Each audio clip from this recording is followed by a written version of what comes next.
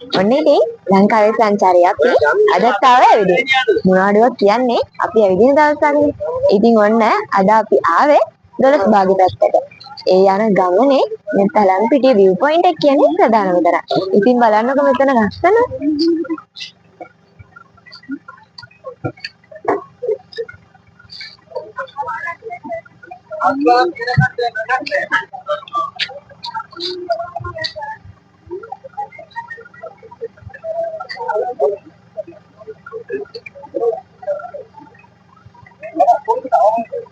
ඉතින් මේ වගේ ලස්සන තැන් බලන්න ලංකාවේ සංචාරය අපිව ෆලෝ කරලා තියාගන්න.